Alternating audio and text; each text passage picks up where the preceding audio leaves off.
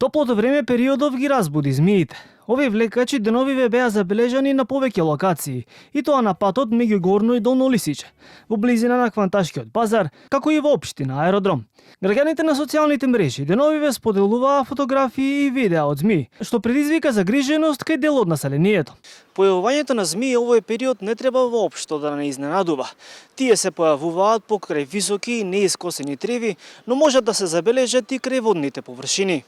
Познавачите велат дека временските услови се идеални за раздвижување на змиите, но апелираат граѓаните да бидат особено внимателни кога се движат на повисоките делови во земјава. Тие излегуваат на пролет, првите сончеви денови, сега е баш идеално време, бидејќи имаме дожд, па имаме и сонце. Сите мислат дека можеби змиите се појавуваат на најжешкото, меѓутоа тоа не е точно. Тие терморегулираат и им треба оптимална некоја температура, не смеат ни да прегреат ни да замрзнат. Најчесто во градот може да се среќаваат во близина на Вардар.